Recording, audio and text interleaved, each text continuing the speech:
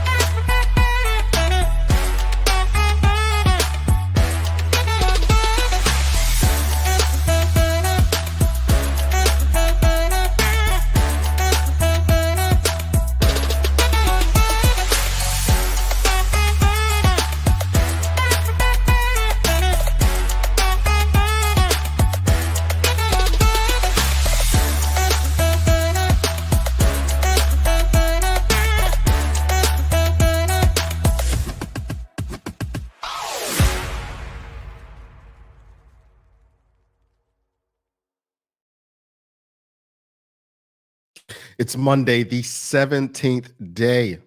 Is it the 17th day? Yeah, the 17th day of February 2025. Welcome to Bermuda's Daily Talk Show. It's the Daily Hour brought to you by the BAC Group of Companies, Medical House, Lindos, and People's Pharmacy. I'm Jamel Hartman, and Maya Palacio will be with us in a bit to bring you the latest in the news break brought to you by People's. Happy Monday, everybody. Well, no, happy Election Eve, everybody. How you all feeling today? You know,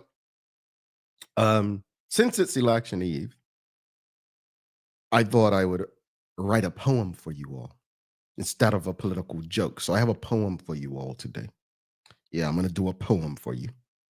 And David Michael Wilson, he says, another meaningful Monday, another chance to make it a good one. Let's make it count. We agree with you. Let's make it count. Election Eve. How's everybody feeling? It's Election Eve. 6 weeks. 6 weeks of annoying phone calls and house visits. And yeah, it all comes to an end tomorrow. Of at least them seeking you part. Unless something happens, it all comes to an end tomorrow. They'll no longer be knocking on your doors. It'll be time for you to knock on their doors. Oh, yes. Yes, I have a poem today, folks. No political joke. I wrote a little poem for you. Little political poem. So you stand by for that. Tiffany Painter says, a poem? Okay, I'm ready. Jody Eve says, good morning, Jamel. Happy Election Eve to you as well. And happy Monday and Election Eve to you as well, Jody Eve. How's everybody feeling? I'll be excited. Are we... You know, we're almost home. We're almost there. Suzanne Ingham says, awesome Monday, Jamel and Maya. Happy Election Eve. The poem is awesome, Jamel. I have not had one phone call. Millions of annoying ads, though. Oh, this is unfortunate. Hey, candidates, you've got, well, the polls open tomorrow this time, so you've got 24 hours to get to Suzanne's. Check her out. She's tired of, she needs a phone call or something. All right, folks, greetings, everyone, and thanks for making this part of your daily routine. A good one today as we welcome the opposition leader, One Bermuda Alliance leader, Jarion Richardson, onto the show. Final words before you all head to the polls on general election voting day. The daily play is Bermuda Trivia today. Very easy question. The answer was given on this very show week before last, 2 weeks ago. And do us a favor, don't forget to subscribe on our website, follow us on all of our social media channels to stay up to date with all that we have going on. Help us grow beyond the mic as we do our part to continue to improve our community. All right, folks, we've got, well, Kathy Ann Painter never got a knock either. I don't know what constituency these folks are in, but you're all seeking votes. You better get out there. We've got Maurice Foley says, good morning, Jamel, and community. He says, good morning, Jamel, and good morning to you, Mr. Foley. All right. You know, Maya, talking to Maya, we want to know something. Anyone who's seeking political office, if you can let us know in the comments, we'll ask opposition leader when he comes on as well. But I want to know, we've got two candidates who've commented already, Tiffany Painter and Maurice Foley. What's your stat count been like And if you've taken less steps than me, Maya or me, you have not done enough canvassing. Yeah. Yeah. And I haven't been doing my 10K a day for a while, but we want to know how many steps you've been taking. Another traveling trotty says, no knock for me too. No one came to her door. Sherry Vanderpool says, good morning, Jamal, and a happy Monday to you, Sister Sherry. Well, let's get to the question of the morning, folks. We've got a very, very important show today. One-on-one with the leader of the opposition. If successful tomorrow night, he will likely be your premier. But the question of the morning is, this is election season, folks. What has been your key issue? What has been your key issue this election season? What your key issues, whether someone came to your doorstep or not, what has been your key issue? We hear a lot about the cost of living. We've seen people talk about education. We've seen people speak about healthcare. Just this weekend, a story about the Core Heart Foundation, I believe it's called, and GEHI. Heartbreaking. But what has been your key issue? Your key voting issue? What's your key voting issue? What's the issue that you've decided to hang your vote on? What is it? The key issue you've hung your vote on. For me, I'm going to be honest with you. In the election 2007, in the election 2012, and in the election of 2017, my key issue was conscription, as you know. That was my key issue. Conscription.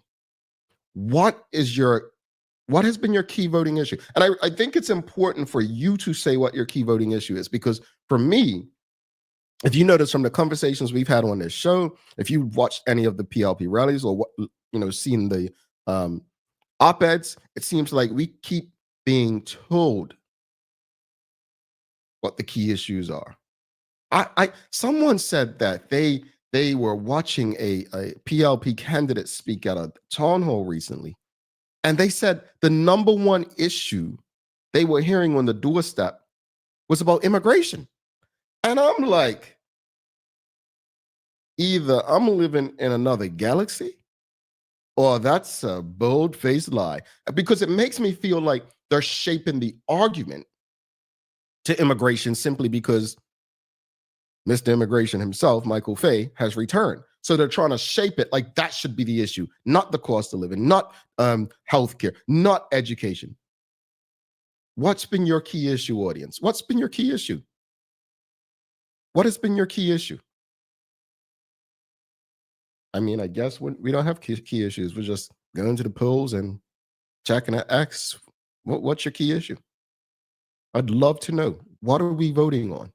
What are we voting for? What are we voting against?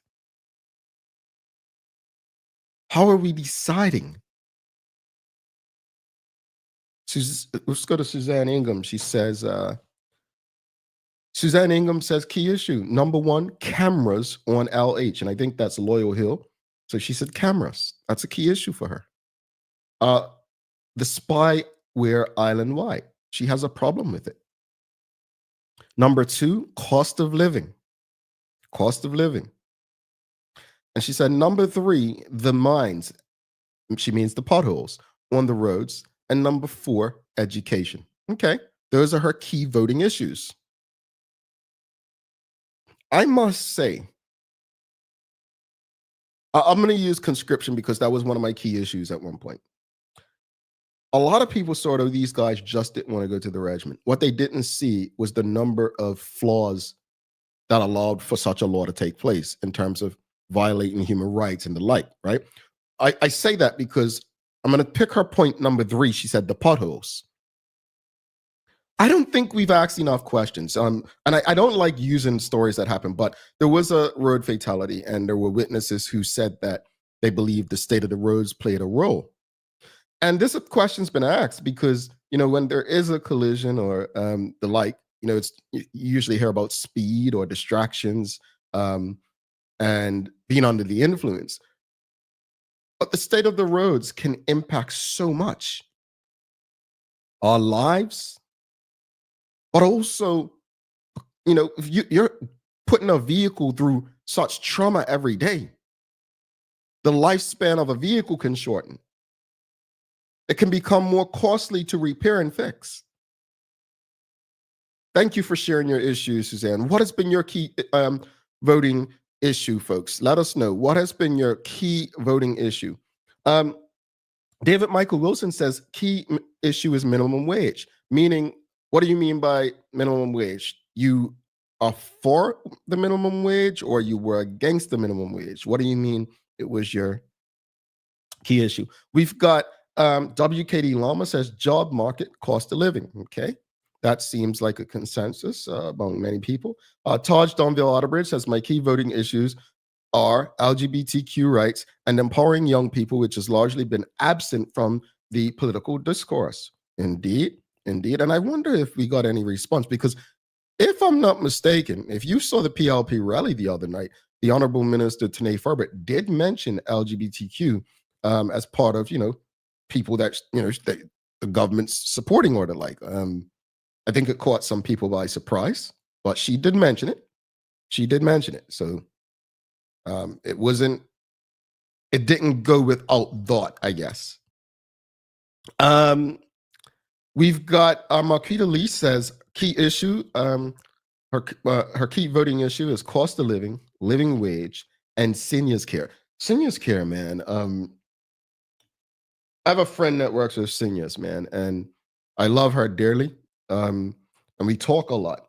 And I'm going to be honest with you. I have an elderly grandmother who has dementia, and with family taking such good care, you don't realize it. But when I hear some horror stories, if people don't have families, man, it's tough. And with an aging population like Bermuda has, I think we're going into a dangerous place that we can possibly avoid with the right tools in place.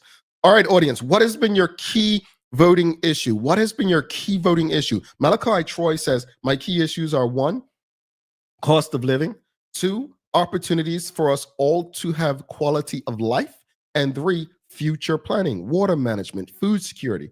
I don't.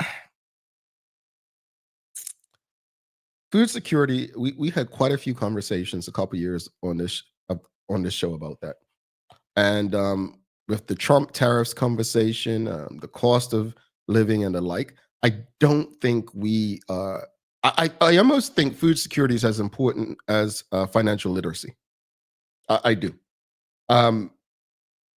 I'm not here to criticize public education because I honestly I'm so disconnected. I don't know what goes on in the schools, but food security is probably one that should be. We used to have cookery or food and nutrition or home ec, whatever it was called back then. I think those courses should change, should have evolved in terms of how to grow your food, how to, secure your family as far as nourishment. So thanks for that. What has been your key voting issue, audience? Malik24 says cost of living, education, infrastructure. Haven't heard anyone say infrastructure, but infrastructure. Did y'all see a couple weeks ago a video going around about one of the bridges in St. George?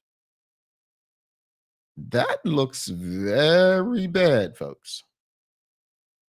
That looks very bad. I'll leave it at that.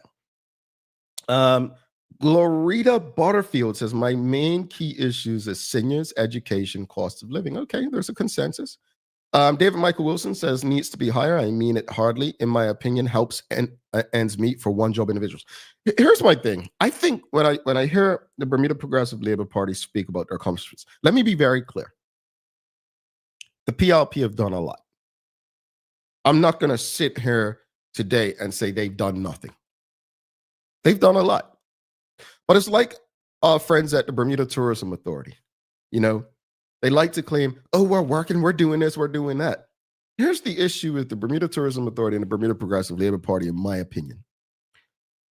It's not that anyone says you're not working. What we're saying is that the work you're doing, it's not working. Meaning, I'm going to use minimum wage since someone brought that up. Every time I hear you all know me. I remember people in the OBA were touting it. I am wholeheartedly against the idea of minimum wage. I've given you examples of why minimum wage just does not work without price controls. And let me be clear, I am not pushing for price controls because that's a whole different system. It will change the way we live. But I'll say this much.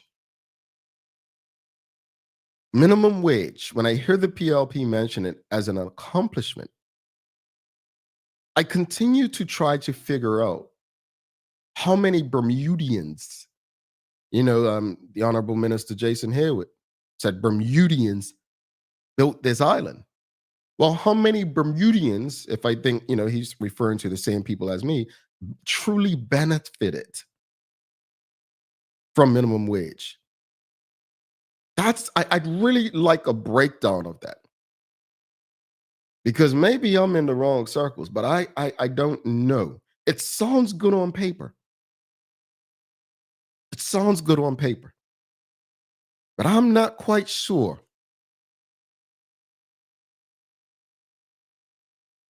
it's benefiting many Bermudians. I'll leave it at that. We've got Chris Gauntlet, OBA Sands, South C34 said for 34 key voting issue, West End primary. Roads and lanes need repair. Bob's Valley used as a throughway needs speed bumps. Cost of living. Okay. Farah Palacio says education, tourism, housing. Okay. We've got Derek Hendrickson. My issue is that I only have an option to vote for a representative given to me for my constituency when the major pain points really have anything to do with my neighborhood. So his issues are more on a national level than regional. Chris Gauntlet, OBA Sands South Central C34 says the BTA needs a total re-evaluation. Most telling is the staff turnover. That shows the immediate need. I don't disagree, but when I speak about the BTA, I'm just disgruntled. When I speak about the PLP, I'm just disgruntled. When I speak about whatever, I'm just disgruntled. An exec told me last year, I had lunch with him. He said, I was in a meeting, Jamel, and they were talking about you. They said he has sour grapes. And then he asked the question, okay, maybe let's say he does have sour grapes, but is he lying? Folks, it's not about sour grapes. But if you see a problem, don't you want to try to help fix it? I don't know. Maybe that's just me. Kathy M. Painter says our failing education system and the lack of accountability for our ministers and leaders, that's been a key issue for another issue is no real defined direction, financial or otherwise, from our government for the sustainability of our economy. Yeah, no, the premier mentioned CIT. He mentioned CIT. That's the financial direction. Yeah, he said it again at the rally. You all need to pay attention to the rally. Let me stop being. This is not the time to joke. I'm serious. I'm sorry. This is not the time to joke. And I mean that. Someone said this. I don't know who said it, but for years I was entertained by Donald Trump. I never, I thought he was like, I couldn't take him seriously. And then you realize how serious it is when the people get the power that you really did not think they would have. And I say that because elections should not be entertaining. This is real life. Decisions are being made that impact the way that we live.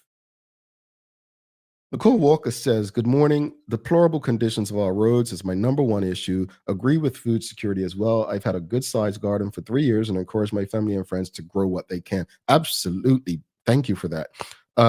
Nicole Walker says another key issue is MPs not speaking up enough on issues they don't agree with. That right there. I mean, there's some members of parliament I truly believe have their heart in the best place. They are wonderful people, but you've got to do more. Chris Gauntlet, OBA Sands South Central C34 says exactly, sour grapes are sour grapes, but are you right or wrong? Yep. Alan K. Horton says horribly negative advertising is disgusting. I agree. Audience, one last question before we go to the news break and then bring our guest, the opposition leader, Jarion Richardson, in today. And I'm not asking you who you voted for or whether you voted or not or intend to vote, but have you already made your voting decision? Just a yes or no. Have you already made your decision? Yes or no? Have you already made your voting decision? Have you already made your voting decision? I'll be very honest with you. Because of what I was fighting for at the time, knowing that, well, what eventually happened, we already knew what would happen. I actually made my voting decisions very early. Very early. My choices were very, I mean, again, my issues were very public, you know. But have you already made your voting decision? Farrah Palacio says yes. Suzanne Ingham says yes. Angeline Butler says yes. Gloria Butterfield says no. Ellen Kate Horton says yes. Janet Maynard said yes. Kathy Ann Painter says yup.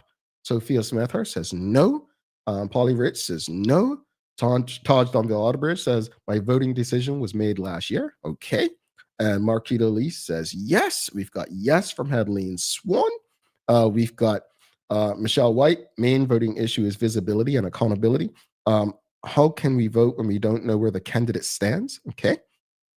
And we've got Diane Elliott says, yes, I'm actually voting for my son who is away at uni. Remember what I said earlier, folks, when the election was called, we had young people who were unable to vote. I said, folks, you've got to vote for your children who are unable. We've got Farrah Palacio says, I had my mind made up and then realized there was an independent and then I had to do a think over again. It's been a bit crazy with the new people popping up. Teray Tull says, yes, she's made her decision. Nicole Walker says, no. Michelle White says no. And Derek Hendrickson says probably flip a coin. Well, I'll say this. We have the opposition leader, Jeran Richardson, coming on.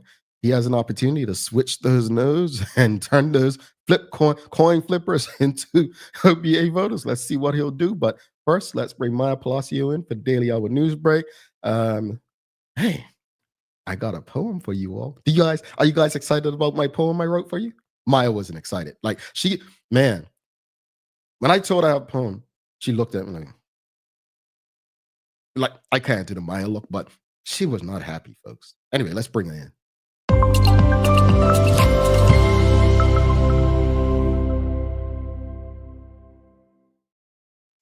Good morning. Good morning.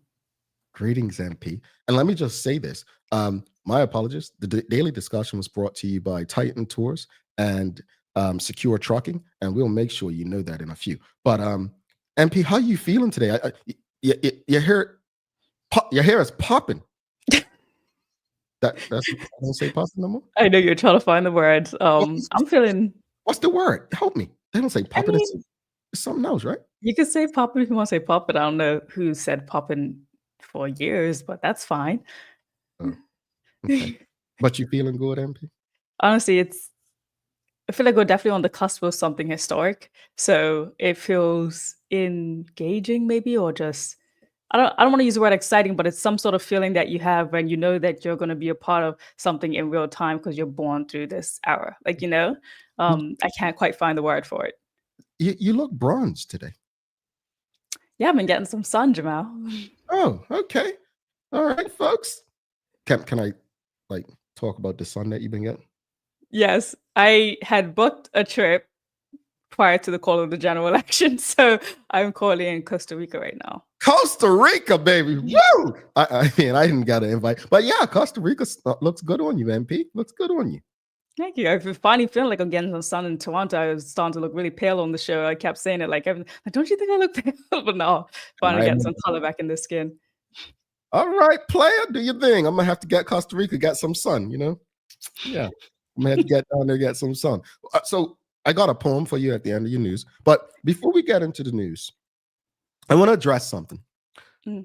So I think for a 24-hour period, I took over being more unpopular than David Burt because I chose to make public my feelings about codfish and potatoes. I didn't know, folks, Maya, you know, that's not the most controversial thing I've said. All I said yesterday, right, folks? What did I say? I said something about at some point, we've got to admit that codfish and potatoes is disgusting.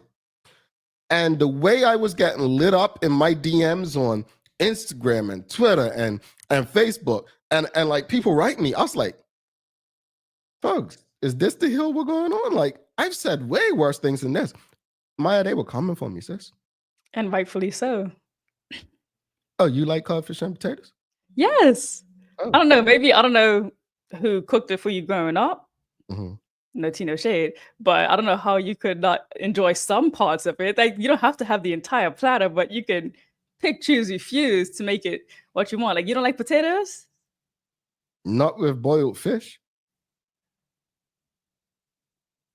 But you eat fish cakes?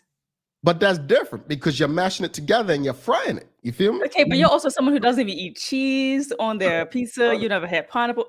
No one should be taking food advice from you, to be quite honest with you. Well, I never claim to be a foodie. But in saying that, I just want to say I love you, Bermuda. And although I'm not a fan of codfish and potatoes, just if, mash it up, put in some flour and fry it, and I'll be happy to eat a fish cake. But I mean, cut a brother some slack. And then you got that other Palacio lady talking about, I was wrong. Now, here's the thing. Since you Palacios love codfish and potatoes, why don't you cook me some? Change my mind. Yeah. Change the conversation there. Because I would never, ever do that.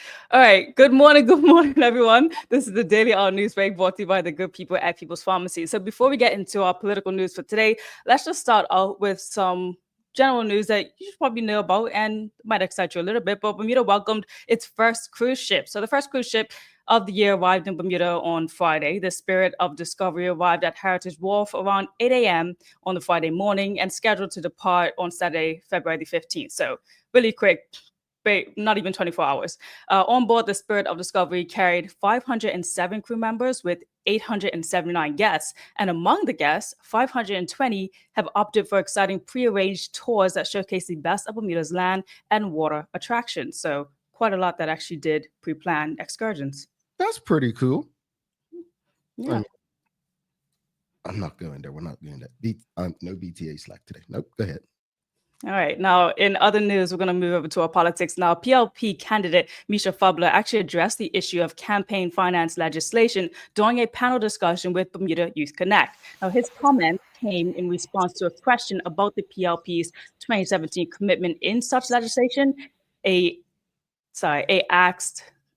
commitment the party has yet to fulfill, and did not comment on when previously asked for an early report researched by myself as I brought it here on the show. So here's what he had to say about the legislation. And around campaign finance reform. It was in the platform in 2017. I wish it was in there for 2020. I very much feel that we should have greater insight into who is funding what. So we have an idea of who to look at when it's time to see what types of policies and projects and things are implemented and who gets the contracts. Misha, be careful. They'll push somebody like you aside, brother. Well, kind of, he did reiterate what was also said in the story about some that Taj Jumper Otterbridge actually brought to attention, is that like we should know about these transparencies, about at least maybe how much they're given. But I mean, Taj was very much for knowing who the donor is, so we know exactly what is being potentially given after elections have been completed.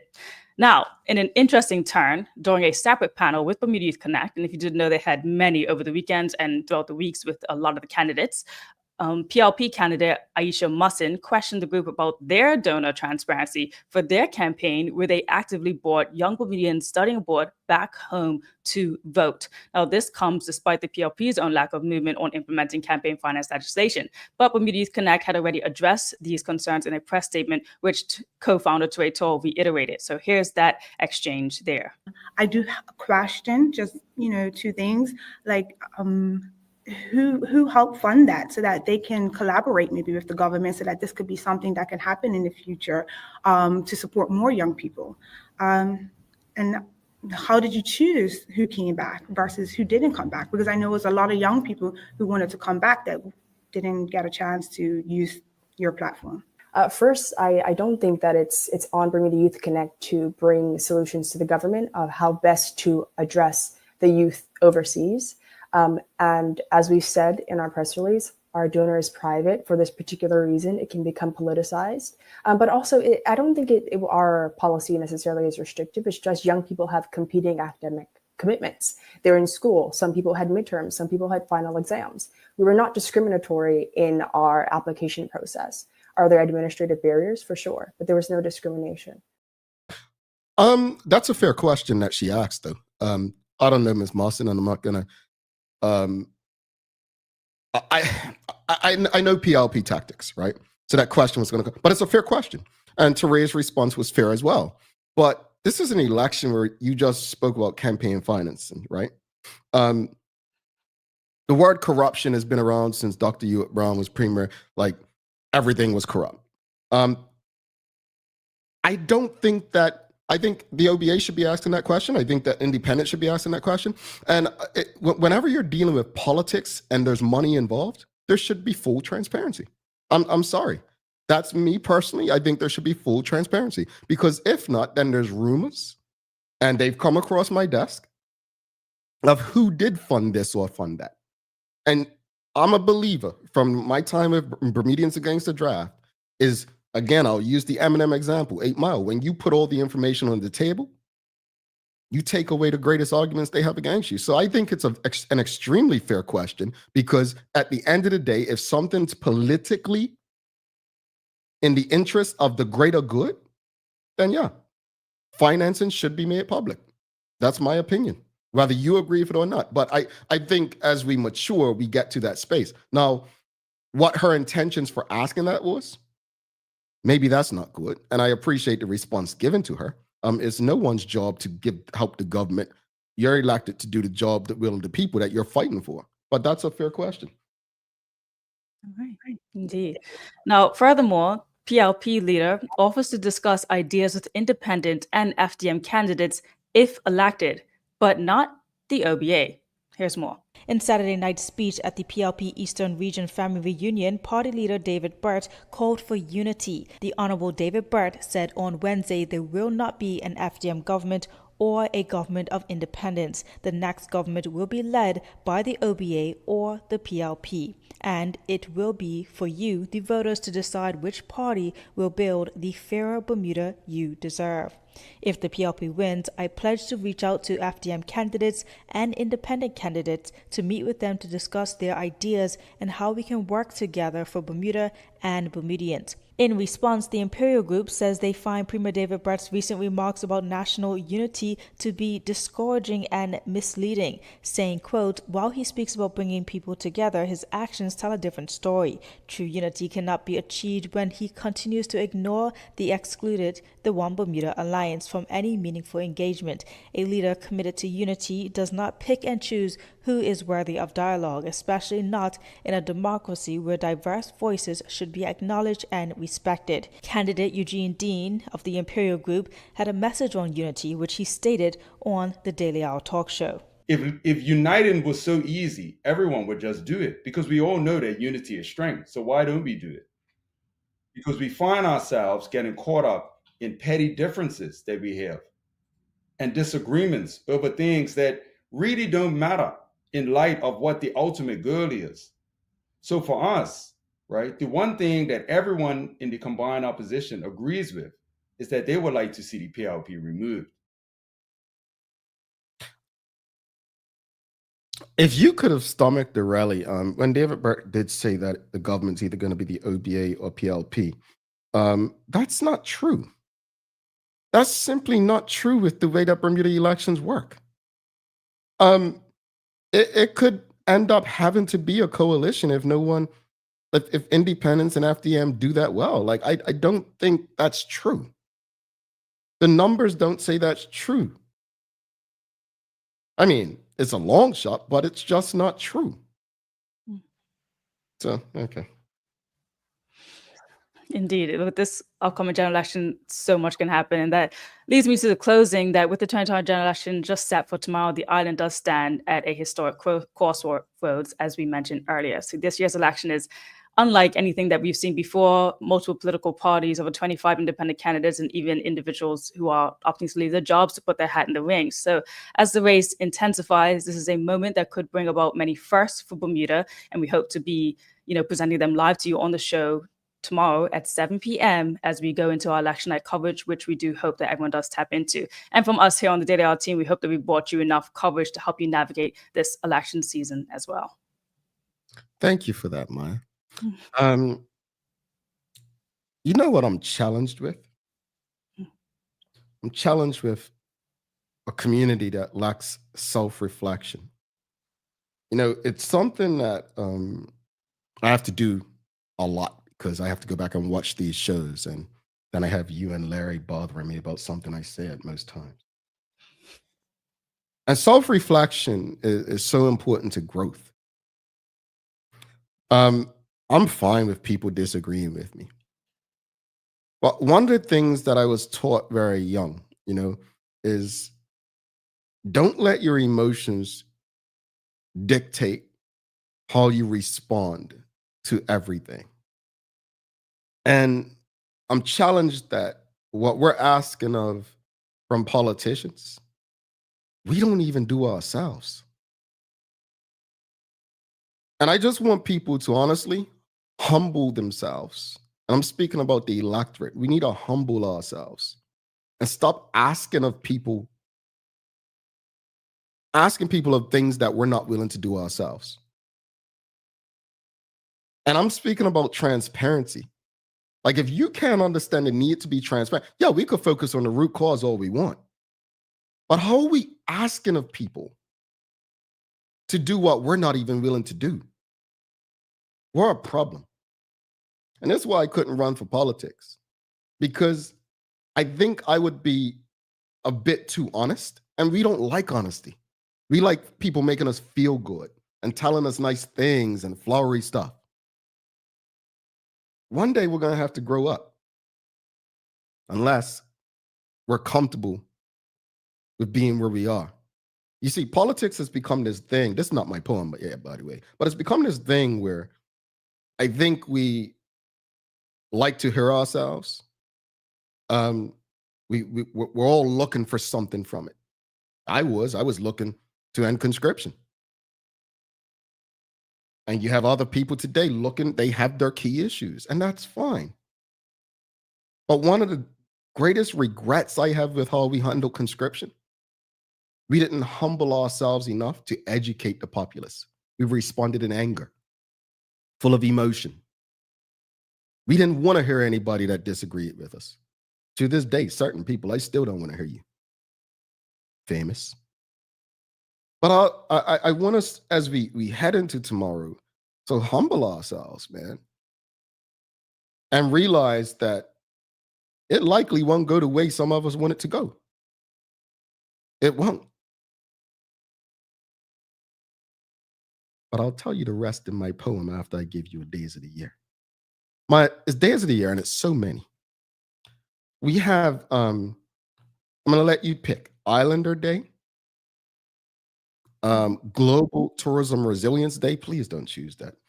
World Human Spirit Day, Family Day, Who Shall I Be Day. I'll stop there. Which one you want?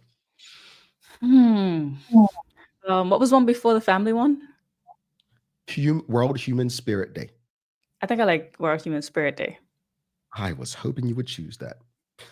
How to celebrate World Human Spirit Day. Get involved with the World Human Spirit by enjoying and celebrating with some of these interesting ideas and plans. Observe 5 minutes of silence. Just meditate. Connect with all other humans. Like, have a conversation with somebody. Tell them something good. Be intentional about human relationship development. So I think the day when election eve, World Human Spirit Day is a perfect one to go. Now, are you ready for my poem? Yes, let me just say this. The weather for today is looking like blustery showers, by the way, guys. So it's not going to be good throughout the entire day. And it's looking like some gale force winds too. But in the evening, it should be a bit drier. So look forward to that. And we got a high of 71 and a low of 59 today. Okay, let's hear your poem. 59. That's cool. All right. Here's my poem, folks. All right. Don't judge me. Here we go. see how you are. You're judging me already. All right. I'm just All right. bracing myself. How did they? I'm trying to think how the poets talk. All right, here we go. 'Twas the night before voting, when all through the land, too many political creatures are lurking, like an out-of-tune political band. The political pamphlets were placed in mailboxes with care, while the general public wishes none of them were there. But see, it's almost over, Maya. Then the true work begins. Accountability from the voters is the only true win. So farewell to the lazy and incompetent names, and hello to the genuine souls not seeking a job or political fame. There you go. That's my poem. Okay. That was such a good first draft. You know what? I'm gonna take that compliment from a Palacio, folks. You all done tough crowd. You like my first draft. All right. I'm gonna send it to her to edit. Audience, Was my name in there previously? Or did you just chuck that in? Put it in there. Okay, look at you making decisions on the fly. Yeah. See, you all don't know how hard compliments from Palacios are to come from. I'm taking this. Man, we appreciate you, Sister Farrah. Nicole Hassel even like my poem. We're gonna see if Jarion Richardson. You think he liked my You poem? have a little creative flow. You got to tap into that sometimes. So yeah, you should do it more often. You'll get better. So poem over jokes? Please, I'd rather take that. Once a week though. Don't overdo it. Okay, I'll do some poems. All right. What? Look at this. Dorian says you're a better poet than comedian. Exactly. Oh, cousin Nicole, she says, very good, Jamel. Maya would say, it's what she does. It's what she does. Okay, Maya, good one. All right. Poem over jokes. All right, I got you. Suzanne might have something to say about that. MP, you have a wonderful day. Please enjoy Costa Rica. Did I do it right? How do you do it? Nobody says like that out here. But Thank you and enjoy your conversation. And everyone, tomorrow, election day, whether you go out to vote or not, I hope you sitting well with the decisions that you have internally with yourself. So yeah. Indeed. See you soon, MP. Talk soon. Bye. All right, Maya Palacio, folks. Do not go anywhere. We're a bit behind, but we've got a promise that we will have an extended conversation with the opposition leader, Jarion Richardson. Stick with us. And folks, I just want to send some love to our friends. The discussion earlier was brought to you by... The Daily Discussion is brought to you by Titan Express and Secure. Visit TitanEXBDA.com, your leading tour and transport provider specializing in Black History tours throughout the island. And SecureBDA.com for all your property management, waste management, residential, and commercial trucking needs. Professional, punctual, and reliable service is our commitment to you. Folks, do us a favor. If you haven't already, whatever platform you're on, Facebook, LinkedIn, YouTube, X, Instagram, please give us a like, love, follow, share the conversation with your friends, family, and colleagues. We'll be back in 3 minutes, 13 seconds. Stick with us. People's ACW, located at King Edward VII Memorial Hospital, carries over-the-counter medicines, toys, cards, and even toiletries. Our knowledgeable staff are there whether you're at emergency, visiting family, or a member of BHB staff, to show you our best even when you're feeling your worst. People's ACW, we're here for you.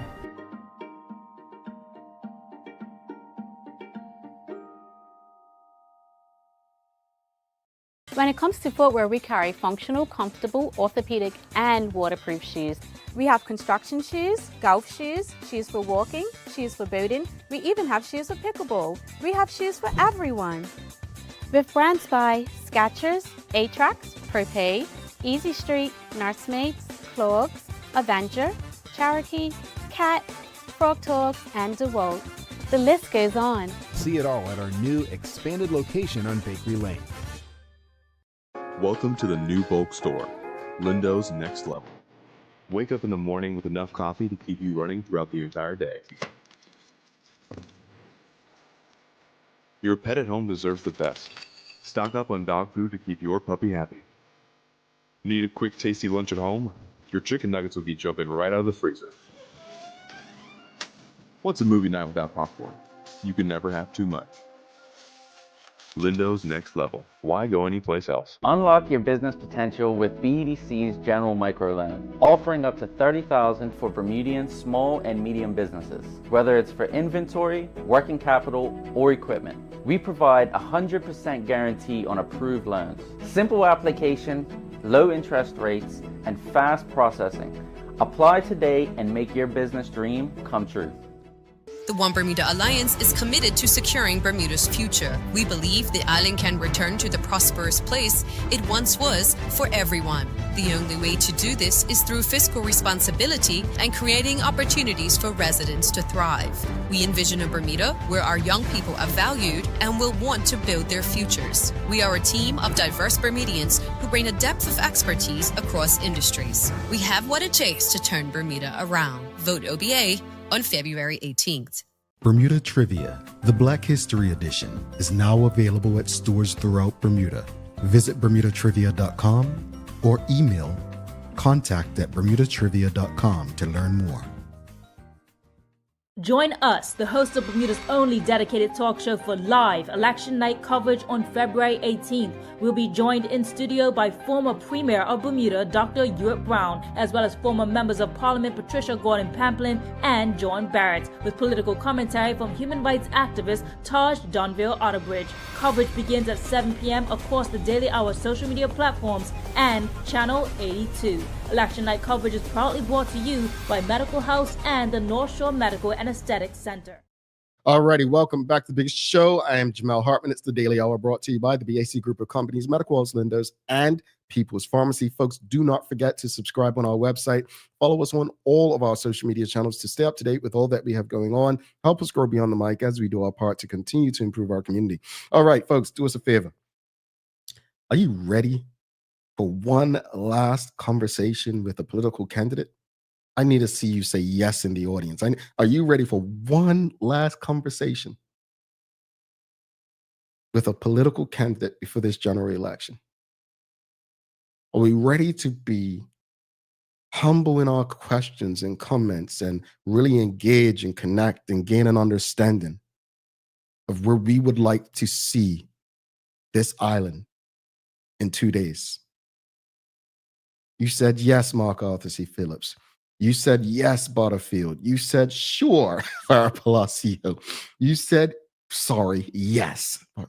We said yes, ready. Let's give a warm TDH welcome to the opposition leader, One Bermuda Alliance, Jarion Richardson. Greetings, sir. How are you? I'm very well, thanks. I'm very excited.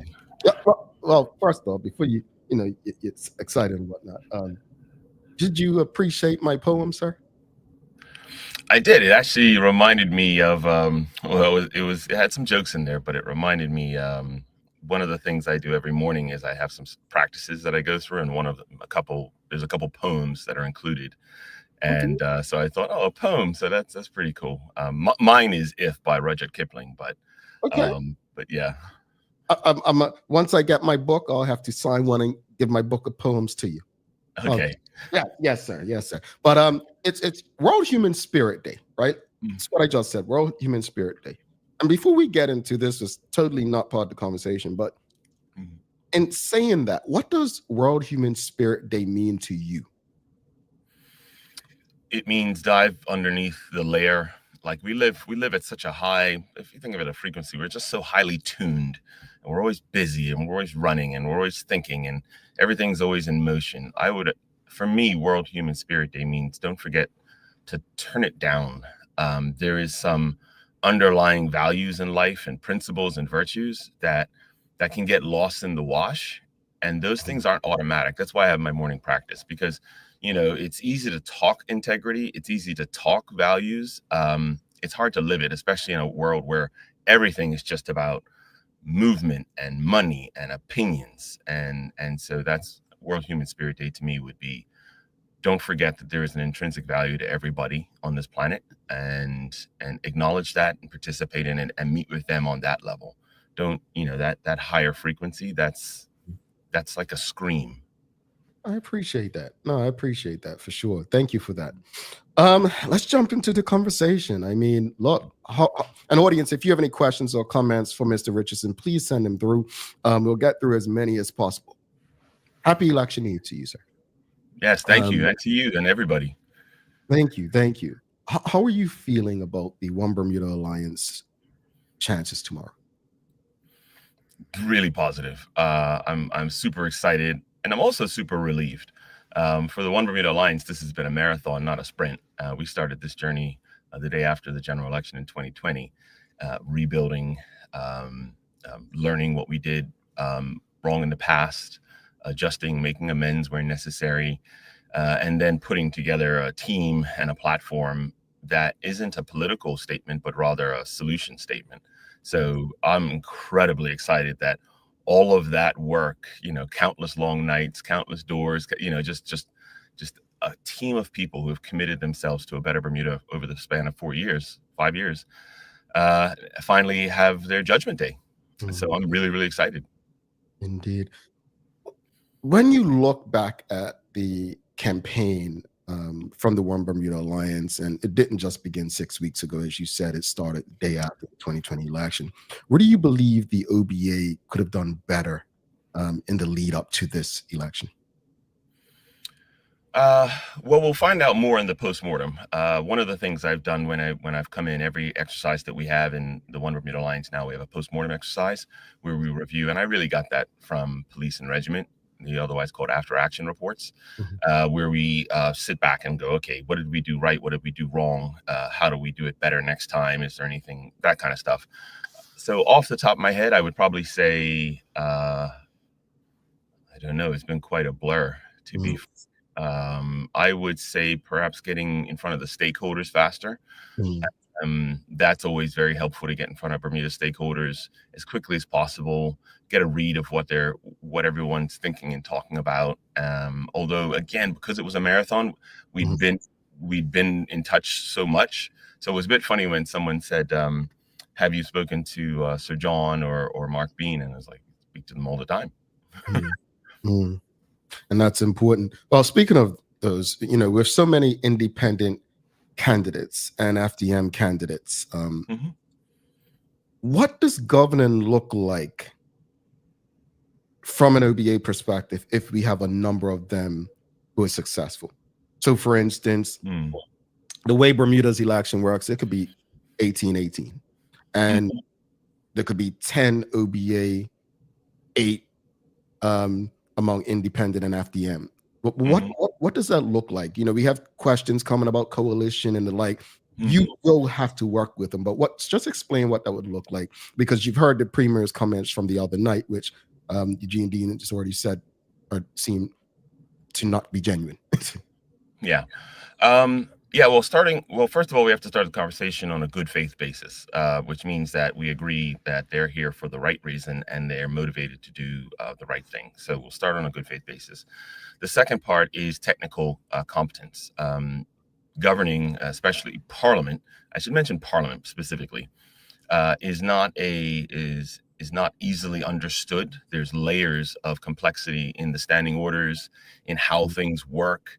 And it can be quite a learning curve, right? So the thing we would want to do is make sure that the independents and FDM get up to speed as quickly as possible. So that means including things like this is how you formulate your parliamentary questions. This is how you do all of your points of order, points of information. This is how, there's just so much. And the thing is, if you're standing against a political team that is comfortable to use parliamentary rules to avoid accountability and transparency, then they're going to throw that at you every time you try to do a piece of good work. They'll get it so that it's invalidated, so you can't do that exercise. So so first would be a good faith conversation. The second would be, okay, guys, now I got to get you up to speed on technical, because otherwise you're just going to burn your energy and nothing will get done in that space. Fair enough. Fair enough. And audience, keep your questions and comments coming. We'll get through as many as possible. And if you haven't already, make sure you give us a like, love, follow, share the conversation with your friends, your family, your colleagues. What have you learned on the doorstep from constituents that inspires you to want to get it politically right? Suffering. That's the one. So no matter, and by the way, it comes in different shapes and sizes. It comes different depending on not only economic class, but it comes based on social environments. It comes based on actually the structure of the neighborhood sometimes, how that person's life is structured. Maybe they catch a bus, and so all of a sudden public transport is a bigger issue. But it's always, it boils down to suffering, and it's the thing that frustrates me the most, and because there's just no need for it. Life is an unfair place, and life is difficult even in the best of circumstances. But when I see someone suffering when they don't have to, because I know that there's someone's taking the easy road, there's a bureaucratic step, there's abuse of power, there's neglect, apathy. When I see suffering because of those things, that just gets under my skin. And that's what we hear on the doorstep, is someone going, I am suffering because of, and that because of changes based on circumstance for that person. After the 2012 election, it was very tight, right? And the One Bermuda Alliance at the time had offered the speaker position to PLP MP, the Honorable former Speaker Randy Horton. Last week, it was asked from someone in the audience to Dr. Douglas DeCudo about would they be interested in, bringing Curtis Dickinson, who seems like a nationally loved candidate, over to be finance minister. Are there any people as independents in the PLP, FDM, that if you were successful and what they were successful in getting in the House, you would be open to extending an offer to work with you in cabinet? Yeah, I would say a lot, actually, quite a few. Not all, because we think that there's some different standards between folks in the House, or candidates, I should say. But yeah, absolutely. See, the One Bermuda Alliance doesn't exist to invalidate other political voices. Our purpose is to be a Big Tent party to bring in multiple voices. And so there is no one who we sort of by default exclude because we're not here. The whole point is to bring everybody together. So that's how we view things. The only place where we have a real where the line is on standards, values, accountability, places where we go, okay, listen, you conducted yourself in a manner which obviously indicates that you would not be conducive to a team environment and working for and serving other people. Okay, fair enough. Regardless of the result from the general election, why should the public believe that Jarion Richardson will be the leader of the OBA after this election? And I think this question has come because of what happened after the 2012 election. People still believe that the document that was released was a part of a plan, and Michael Dunkley eventually became the leader. They felt they probably couldn't win with a white leader. Speak to people who have those same feelings, and let's be honest, they're being dug up politically as well.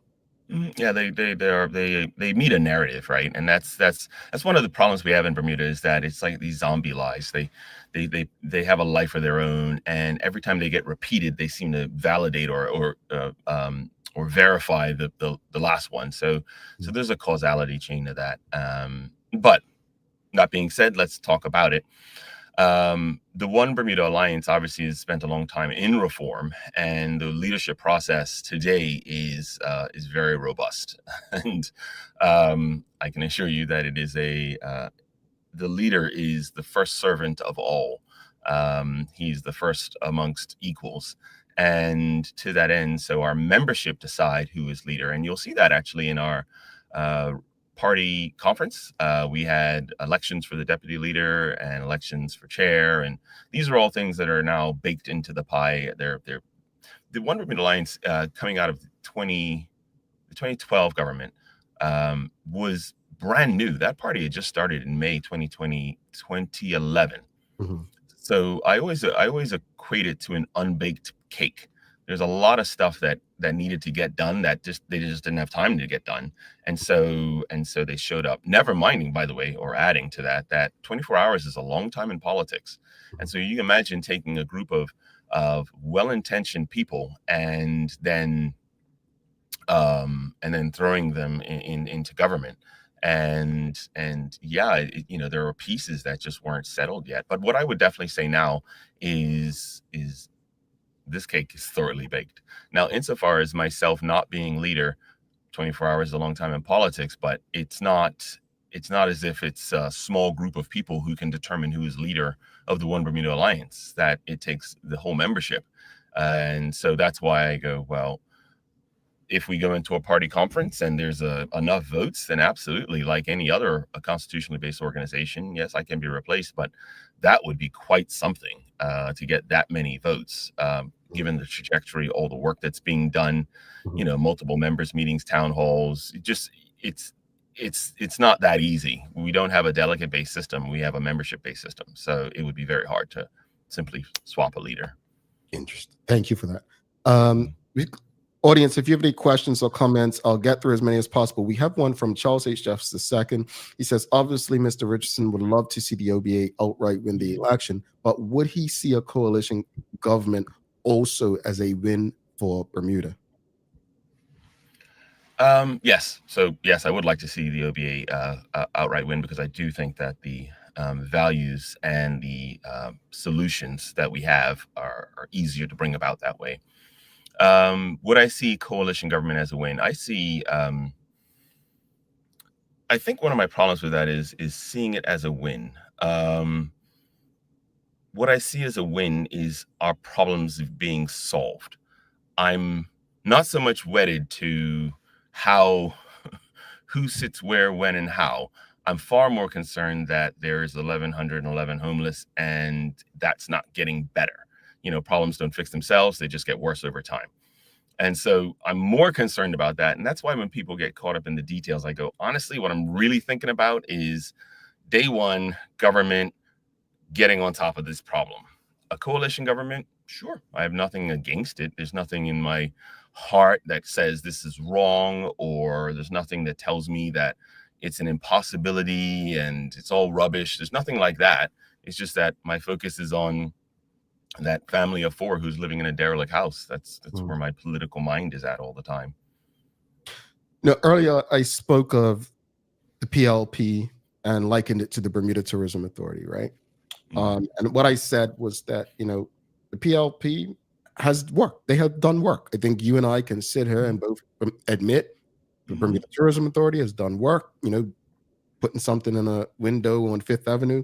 Again, whether that helps deliver what the mandate is, heads and beds, is another story.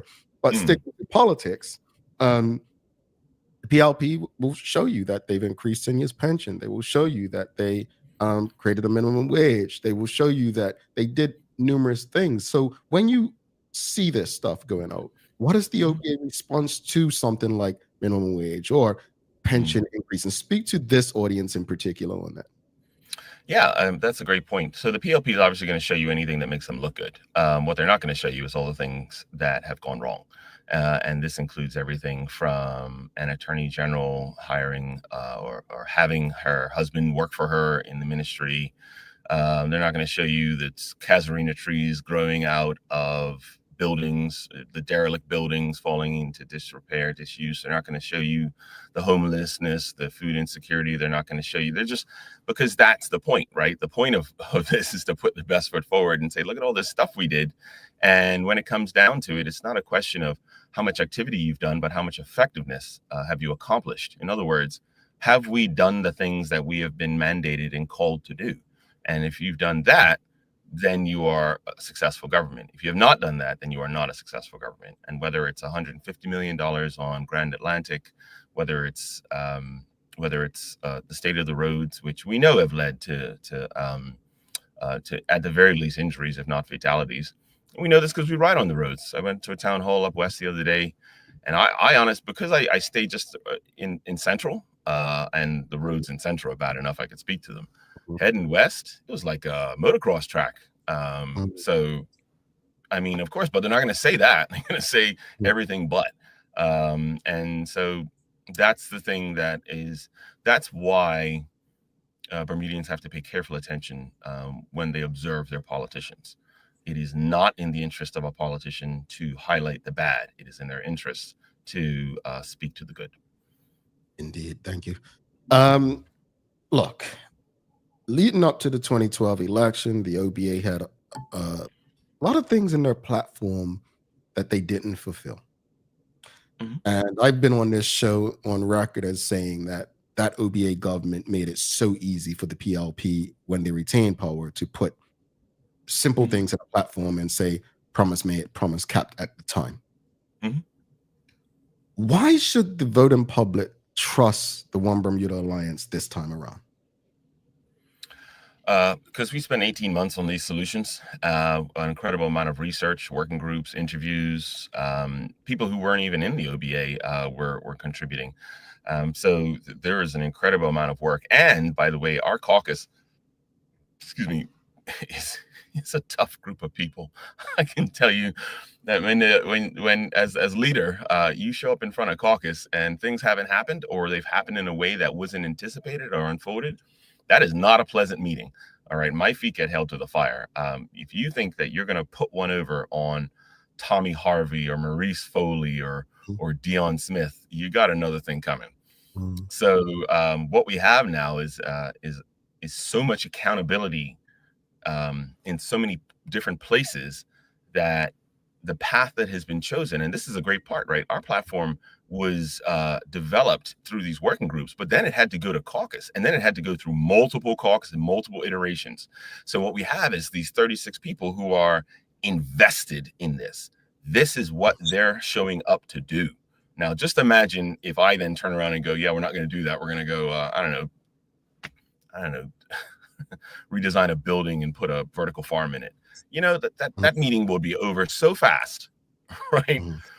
So that's why I'm going, listen, this is not this platform wasn't developed in some room in the back with a select few. This thing was drug through the entire party mechanism and now has so many people invested in it that if we go to do anything else, it'll be the end. Okay. Mark Arthur C. Phillips is asking, two major issues are economy and infrastructure. How will your party find balance in managing both without allowing the other issue to suffer? Yeah, the long and short is in the allocation, the budget process. As it stands right now, the budget process for Bermuda comes up, and this sounds boring, by the way, and I take the point. There's some 250 heads in the budget book, that's sort of departments, and those allocations depend on basically who needs what when, and a lot of times we see those allocations as inappropriate. A great example would be the year that we saw the roads maintenance budget go from $5 million. It's typically $5 million, but it went all the way down to $500,000, and that's why the roads suck. It's there. There are pieces we can move around within our current set of resources to address these pieces. Now, does that mean we're going to be able to fix the bridge overnight? No, of course not. What it means, though, is that we're going to have to move funds around. Some things are going to get defunded. And then some things are going to get an increased fund. One of the things that happens, so for example, is we know we have a poor volume of police. We don't have enough police officers. Well, that's what happens when you defund the police, right? That's what happens when you mandate certain kinds of recruiting methodologies. And by the way, this isn't as if the government can issue a direct order to the police, but you can make arrangements. And so that's why I'm going, look, our problems are eminently fixable. The problem is, do we have the willingness and the competency to fix them? Well, you saying that the problems are fixable. Well, let's name some. If you can name some specific things that you believe that the Bermuda Progressive Labor Party got wrong, and what the One Bermuda Alliance has planned to fix it. Because let's be honest, not everyone's going to read the platform, and not everyone's going to even take from your platform what your intent is. So what are like maybe 2 or 3 things that you believe they got wrong and the OBA has a plan to fix it? Yeah, so things they got wrong. I would start where we were before on the roads, just because it's an easy example. It's the most evident example. And it's funny because people typically say something like, well, they'll fix themselves or they'll get fixed. It's like, yeah, well, no, that's not how roads work, actually. They are a consequence of budgeting, allocation, administration, and oversight. Just like anything is, right? So all of our derelict buildings, budget allocation, administration, and oversight. And if you fail in those three things, then you're going to get what we have. So derelict buildings being one, government buildings is an area that we got wrong, and that we can fix. Roads, the same, something we can fix. What's another area that's policing, administration of police, and their budget allocation, that's fixable again. Budget allocation, administration, and oversight. Execution's tied up in that. The economic development strategy does not include, for example, deadlines. It doesn't include costs. It doesn't include milestones.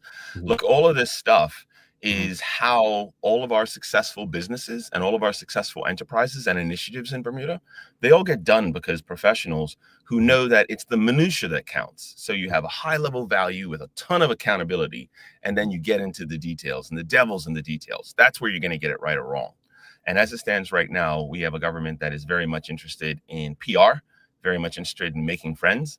And so those other pieces just fall to the wayside. And that's the areas that we can fix. Tourism is another area. When the government said that they're going to rip the engine out of the Bermuda Tourism Authority, they weren't joking. They ripped it out. And I know you have a view on the Bermuda Tourism Authority. We still believe that that like the Independent Education Authority, like the Immigration Board, like the Parks Board, Library Board, the point is to get experts in position to make expert decisions, to utilize their expertise and professionalism to get the best, and then hold them accountable for when we don't get that, because we can swap them out. That's the point that the One Bermuda Alliance says, look, these are eminently fixable.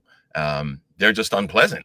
There's no doubt about it. No one wants to fire anyone. And in fact, I remember one of my first management courses, my instructor said, I've never fired anybody in my life. He was a former permanent secretary for years and years. And he said, they fired themselves. Interesting. I think when it comes to boards and the like, it's almost, you see that thing come out every year and people say, oh, apply for the board. And I guess it's small town, but it still seems like people are picking people they know. That's it. Sports clubs, friends or whatnot. And I don't think Bermuda's ever really gotten the best out of our boards, which is why we kind of see the same pattern. So my hope, regardless of who's in power, is, let's be honest. If we were, well, I just want to interrupt you here because there's this thing that I heard in the House once, and I remember it just stuck to me so much because I'd stood up and I'd spoken about boards and using experts. I could not tell you what the debate was about, but one of the PLP backbenchers stood up and said, actually, no, it's a good the reason you want to staff these boards with people who believe in your political philosophy. And I remember thinking, well, that's dead wrong.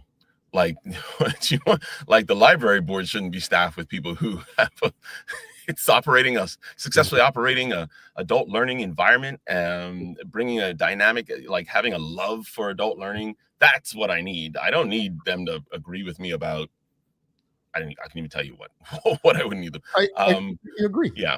I think it should be about the greater good, and I think, and that's where we got in trouble. Where if another election's out and a new government comes in, we have to start all from scratch because we're all doing it for the political party and its ambitions. To political parties, if we're honest, one of the main goals, especially when they're in power, is to maintain that power. But this didn't start today, and I just want to say this: no disrespect to you or the OBA, but. David Dodwell should have never been appointed to the board. Yeah, we can say he's an expert in it, but he was so close politically that was always going to, again, me saying that the OBA gave the PLP license. You gave him license. Now, yes, Wayne Keynes was a sitting MP at the time versus Dodwell retired, but it still seemed political. Now, could they not have gone and gotten maybe a J.P. Martin's from another hotel or Bouchard and just name them the head of the tourism board? So I think we have to be fair in this and understand that, yeah, well, the PLP may have gutted tourism politically. It didn't start with them. And I'm not saying that to take blame away from them. I'm just saying accountability would mean that, we've got to do things different, and we didn't start well. Well, there's two things I want to bring up, and there's a reason why political parties ought to get kicked out on occasion. The reason is because they can then go back and reform and adjust. If they keep getting success based on a current method of doing business, then they're going to keep doing that method of business, right? So the point of an elections process is to, when they start getting things wrong based on that way of doing business, you kick them out so that they can reform and then come back and do it differently. So that's the point of the new One Bermuda Alliance government, is that, well, we've spent the time to sit down and reflect and go, oh, that was wrong. That's not how we need to do that. This is how we need to do that. But I also want to touch on your point to the boards, because you said start from scratch. I don't think so. The One Bermuda Alliance is not we know there's only so many people in Bermuda, and if a person has support for the Progressive Labor Party or inklings of support or leans, that's not an invalidator to us. That your expertise just gets thrown out the window. Equally, I would add that our political environment has currently caused a lot of very, very good people in Bermuda, incredibly good experts, to not want to participate in politics or any version of politics. And so once we remove the toxicity from politics in Bermuda, I think we'll see a huge increase in political participation again. I think the place will be flooded with people who want to help, because they go, oh, good, I don't have to become concerned in this personality clash. I can just get on with the thing I love to do, and I'll be left alone to do it.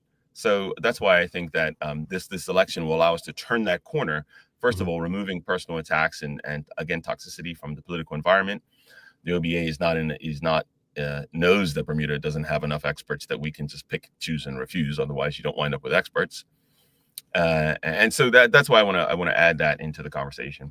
Okay, no problem. Got a question from Charles H. Jeffs II. He says, would an OBA-led government confirm to the public that there was a data breach, and what data was exposed if the problem has been fixed, and what did it cost us?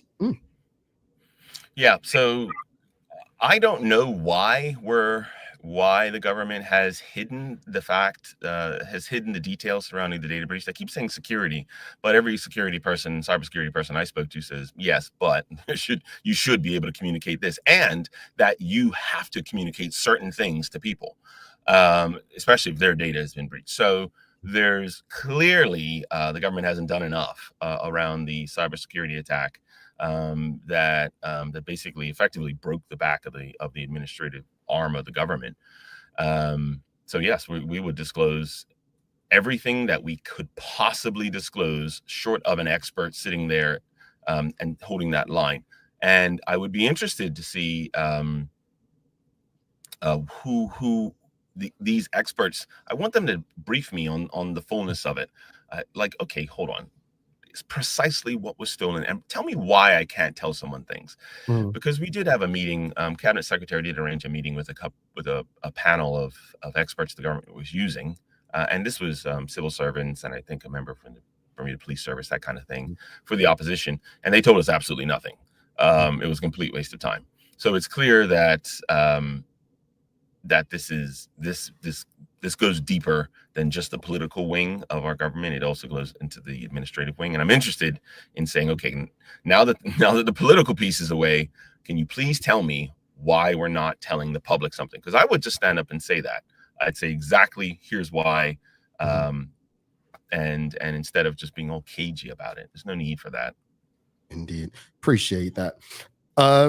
Audience, any more questions, comments? But we've got Taj Dunville Otterbridge asking, have you read the Alt BDA policy manifesto? What is the OBA's stance on LGBTQ plus rights, including same-sex marriage, which I believe SSM stands for, as these issues have been absent from their platform? Yeah, so the platform, if you could leave the question up, by the way, because there's sort of three things in there, and I just want to make sure I get to them. So absent from platform. So the platform is designed to address the causality, or is designed to solve the problems that are manifesting in our community right now and that are affecting everyone, such as money being misspent, roads, political conduct. It's meant to fix all of those things across the board. And as it relates to LGBTQ plus rights, we do have several members of our caucus who are strong proponents of those issues, and brings them up and make sure that we take that into consideration in everything we do.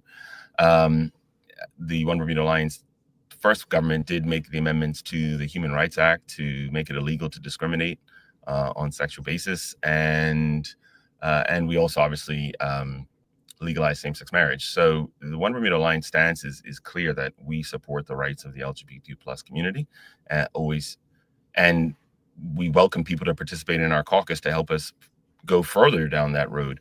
I'm very mindful, by the way, we're a Big Tent party, and that means we have a lot of social conservatives as well.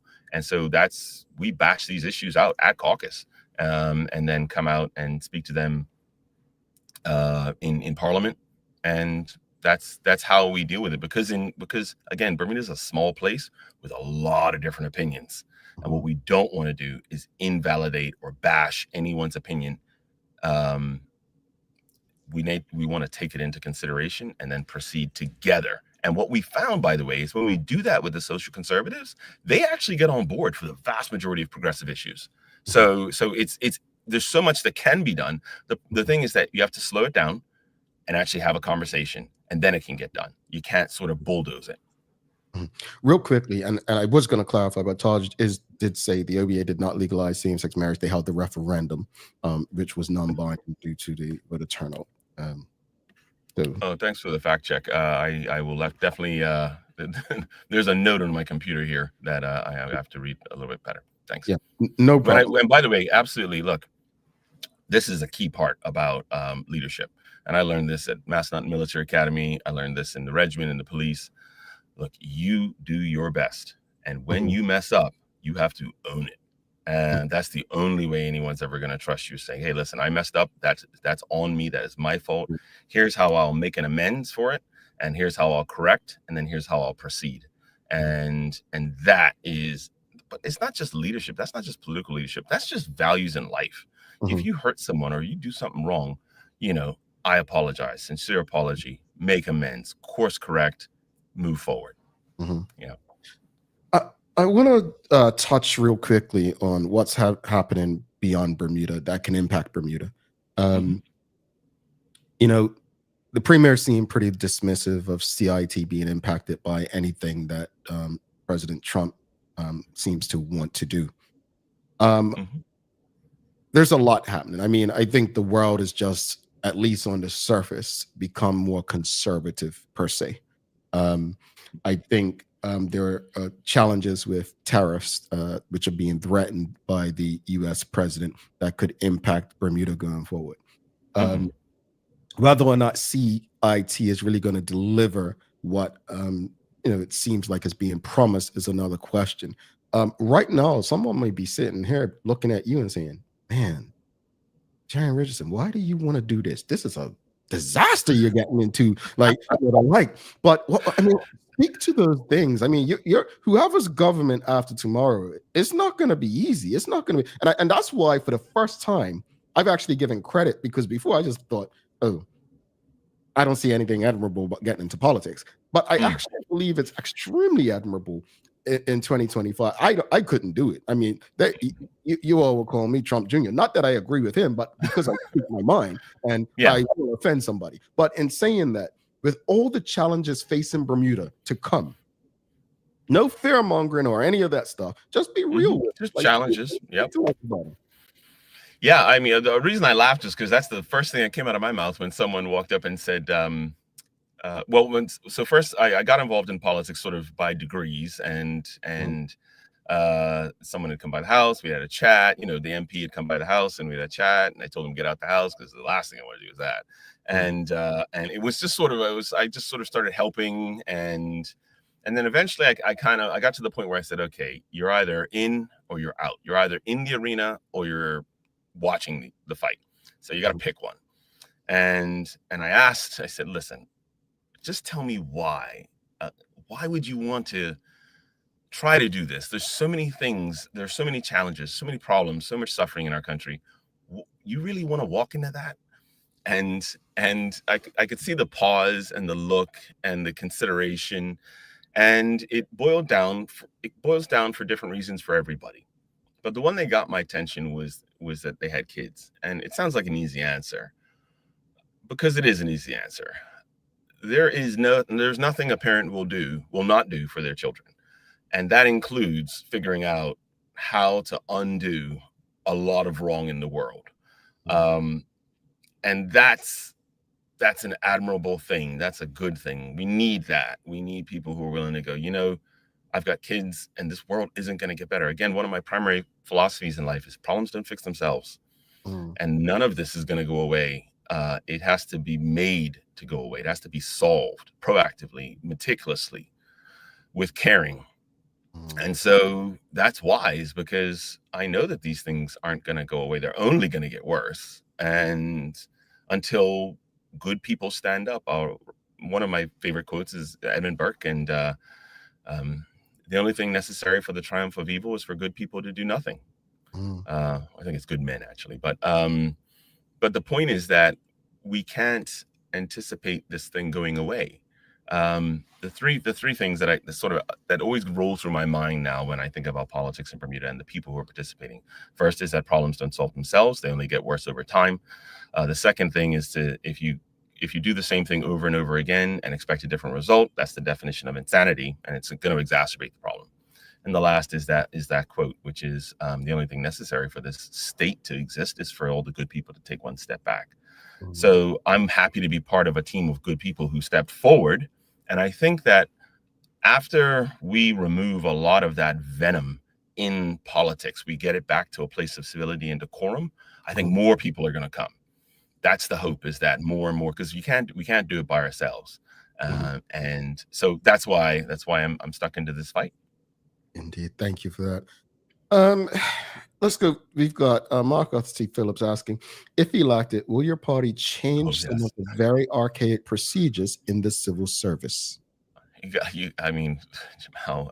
get that form from some government department and it's been photocopied so many times that the lines are all in the wrong, they're skewed, or it's clearly using a term of reference that hasn't been used since 1970 something, or there's just so much there. And I just feel for the civil servants who work in that environment. I cannot imagine what it must be like to go to work sometimes and you're just like, oh my gosh, this could be made so much easier if we just dealt with this one thing. And I really look forward to doing that. So my profession, by the way, I'm in compliance, specifically at Appleby. I'm the head of regulatory and compliance advisory services, which means that I advise IB companies, startups, enterprises into market during their licensing process. I build compliance programs, which deals with sanctions, anti-money laundering. But basically, I'm the guy who goes into the minutia. I weave all these little pieces together. I have to start real high, and I go back, and then I come up in high, accountability systems, etc. So this is what I do. This is what I love to do. I would do it for free if I didn't have a mortgage. So the point that I get to now do that in a government capacity, I cannot wait, because I know there are so many things that are wrong in Bermuda right now that have everything to do with archaic procedure. Thank you for that. Why do you believe the One Bermuda Alliance is the best group to lead Bermuda as a government in 2025? Because the One Bermuda Alliance is like it's refined. It's like it's been tested. It's been built in calamity for resilience, and it's been tested like over a hot flame. You know how you get a certain kind of metal, like a steel, you have to put it over extreme high heat, and you have to combine certain elements like carbon and such like that all together. And that's what's created the One Bermuda Alliance. It's that trial, it's that test over time in incredible pressure and incredible heat that has created a party who now exists stripped of a lot of the things that were making it weak before. And so now it is incredibly resilient. Now that doesn't mean perfect. What it means is perfect intent meets relentless effort. It is incredibly strong. And that means it's strong enough to have a hard conversation. One of the very first conversations we had to have after the 2020 election was a debate on race and politics in Bermuda. Now, you just imagine having a big tent party with all the stakeholder groups of Bermuda represented and try to have a conversation about race in politics in Bermuda today. That must have gone on for 4 or 5 hours. That was people crying, shouting, screaming. I mean, that was intense. That is why I say the One Bermuda Alliance is in a position to do this job, because it is like steel now. It's been refined over debate after debate, problem after problem, and now it's literally suited and kitted up to walk into the furnace and to fight for everybody. Two final questions. One is, there's fear that's been thrown to what the electorate as it relates to the OBA returning to government. Fear that you will push your immigration policies and all that the former minister, the Honorable Michael Fay, has returned. There's been a fair push that you won't put Bermudians first, that you will cut jobs, and those in government jobs won't get increases that apparently were championed in a union meeting last week. Speak to the fear that's being put to voters by those opposing the OBA. Yeah. First of all, fear is not only is a rational thing, I would suppose. Let's put it this way. A person would not last long in the world if they were not sensitive to the challenges of it. So skepticism is natural. Fear is natural.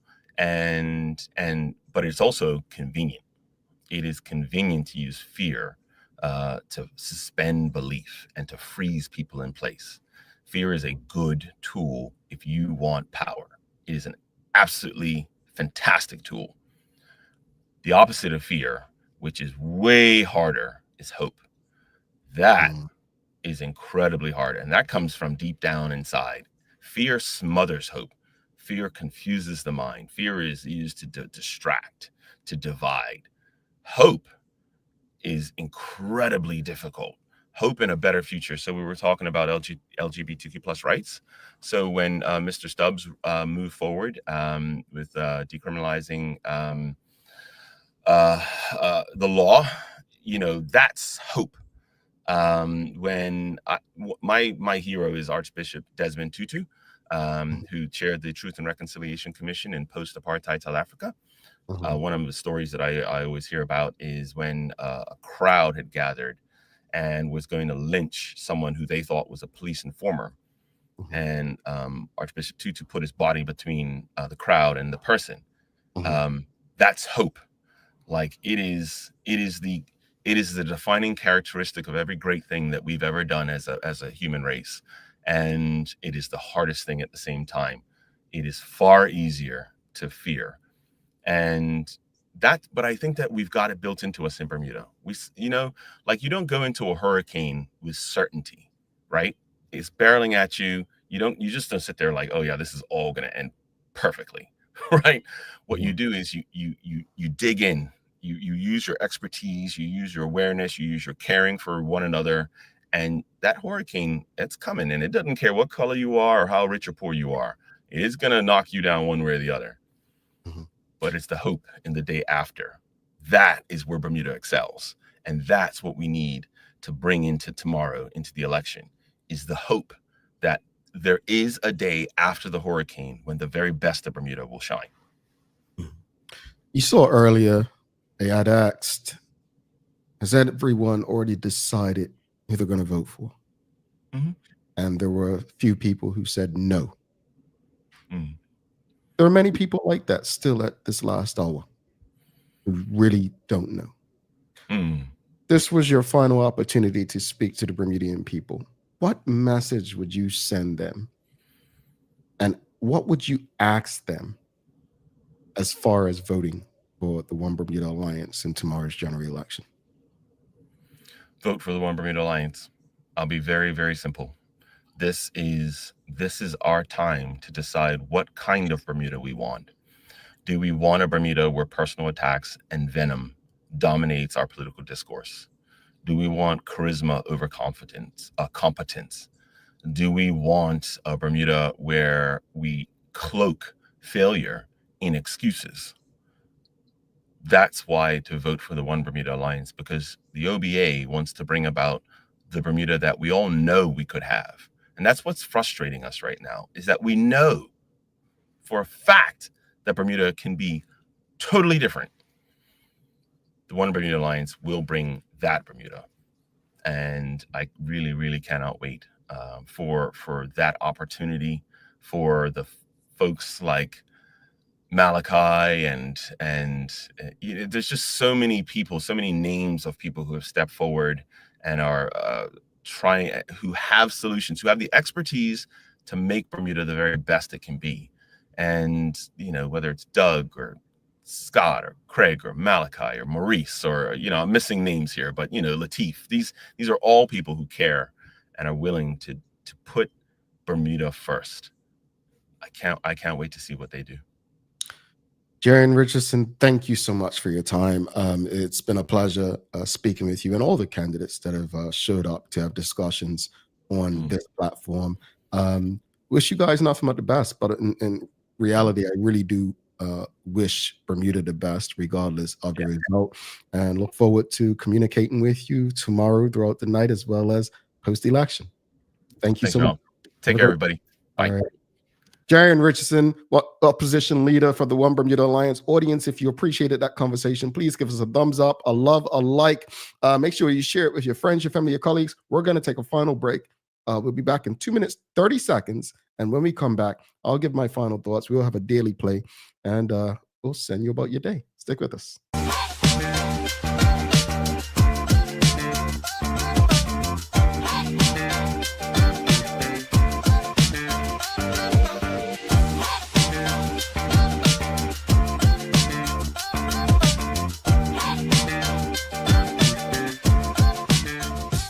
Join us, the host of Bermuda's only dedicated talk show for live election night coverage on February 18th. We'll be joined in studio by former Premier of Bermuda, Dr. Ewart Brown, as well as former members of Parliament Patricia Gordon Pamplin and John Barrett, with political commentary from human rights activist Taj Donville Otterbridge. Coverage begins at 7 p.m. across the Daily Hour social media platforms and Channel 82. Election night coverage is proudly brought to you by Medical House and the North Shore Medical and Aesthetic Center. Looking for the best care for your pets? Novazark Feed and Supply has everything you need, from top quality foods to toys and supplies. We've got it all. Join our frequent buyer program and earn rewards every time you shop. Plus, we've been awarded the Clever Customer Initiative program for helping you save more. And don't forget, we open an hour early on Saturdays so you can get a head start on your pet care. Visit us today or shop online for easy pickup or delivery. Your pets will thank you. Right. Who was the first woman to become not just the first female opposition leader in Bermuda, but throughout the entire British Commonwealth? Dame Lewis Brown Evans. Hey, buddy. Hun, who was the first woman to serve as opposition leader, not just in Bermuda, but throughout the entire British Commonwealth? Dame Lewis Brown Evans. Mason, what did you say? Dame Lewis Brown Evans. Dame Lewis Brown Evans? Where do you find that? Mommy playing Bermuda Trivia. Mommy playing Bermuda Trivia. Oh, honey. I'm so proud of you. Good job. It's true. Children are a reflection of their environment. Bermuda's favorite trivia game, fun with a purpose. To educate, to entertain, to inform, to inspire, to learn, and to enjoy. Bermuda Trivia. All volumes now available at various stores throughout Bermuda. Visit bermudatrivia.com to learn more and follow Bermuda Trivia on your favorite social media platforms. All right, welcome back to the big show. Thanks again to opposition leader of the One Bermuda Alliance, Jeran Richardson, for making time for this platform, for making time for this audience, for making time for Bermuda a day before the election on this election eve. Folks, if you haven't already, whatever platform you're on, be it Facebook, YouTube, LinkedIn, X, you name it. Just please give us a like, love, follow, share the conversation with your friends, your family, your colleagues. We appreciate your support. A huge thank you to the BAC group of companies, Medical Host, Lindo's, and People's Pharmacy for ensuring that we can have these regular conversations with you.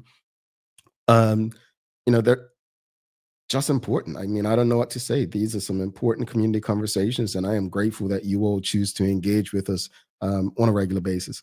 It is time for the Daily Play, brought to you by Bermuda Trivia, now available at stores throughout Bermuda. Follow Bermuda Trivia on Facebook, Instagram, X, and TikTok to find out why it's Bermuda's favorite trivia game. All right, audience, it's a Bermuda trivia question. Very simple. The answer was said on this show about 2 weeks ago. Who was the first person appointed to lead the One Bermuda Alliance?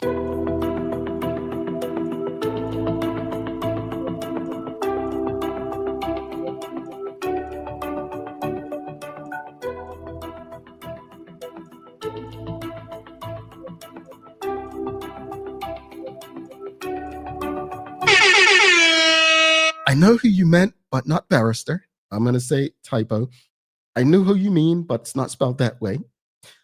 I know who you mean, but that's just one name. So NTS, John Barrett. Well, it's not spelled right either. John Barrett is the answer. John Barrett, Sheldon Fox, John Barrett. No, Craig Kenner was not John Barrett. Did not you all ain't watch the show? Cherie and Mark. No, it was Craig Kenner was the first one elected by their members, but when the party was created, he was the interim leader prior to the election between Craig Kenner and Bob Richards. Folks, we got to get out of here. We've been here a long time. It's election eve. And I just want to go back to some things I was saying earlier. I think Bermuda's at an interesting point. It's a pivotal point in our country. We looked at what happened in the United States last year. And it reminded me of 2016 and 2012. In 2012 in Bermuda, I remember speaking to people. I said, I think the PLP is going to lose. And I remember a guy deep in the PLP said, it's not possible. The way the constituencies are, they can never lose. It's set up for them to win. And I said, you're forgetting about the human element in this. People are so focused on data and numbers that they forget about humans and our ability to do what we're able to do. And the human element, unfortunately for the PLP, it didn't work out for them, despite how the constituencies were split. Then we go to 2016, and I remember the weekend before the presidential election. I had people arguing with me, there's no way Trump can win this. And I'm like, you all don't know how the electoral college works. Well, who's going to vote for him? The LGBT people aren't going to vote. Oh, yes, they will, because they're not one issue people. Well, Hillary said, okay. And what happened? Donald Trump won. I'm going to skip the 2020 election. Well, go with 2017 in Bermuda. The PLP will always go down in history in different time periods as the greatest opposition we've ever had in politics, because they know how to politic from the opposition. And between the PLP and People's Campaign and the pressure groups that existed, One Bermuda Alliance did not stand a chance. And 2017 was always going to happen. In 2020, Bermuda election, everyone knew the premier was going to call an election, ride on the coattails of what people deemed at the time a well-handled pandemic. It worked and got him 5 additional years. And then the suffering began for some. In 2024, there was another US presidential election. I had people, so many people, young and old. Oh, there's no way Donald Trump can win. Oh, Kamala Harris is the most qualified candidate, whatever that means. And I'm like, you all really just don't understand it. Remember I spoke about emotions earlier? When you remove your emotions from things, you can see clearly. Or at least you should be able to see a bit more clearly beyond your biases. And Donald Trump cleaned house. Here we are in 2025 with a Bermuda general election. And none of us know what is going to happen. Many people think that regardless, PLP will remain in power, but will lose a few seats. I'll say this to every last person.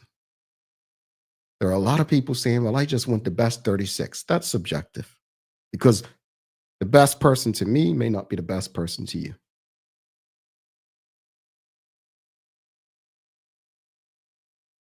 But I think that what we're all looking for, what we all would like to see, is people who genuinely seem to care. That's what it seems like we want. Just people who genuinely seem to care. Whether or not that means remaining with what we have or going in another direction. The choice is yours. Person tells me all the time, we get the government we deserve. And that could not be more true in 2025. Here's your daily inspiration. Quote, the best preparation for tomorrow is doing your best today. End quote. Unknown author.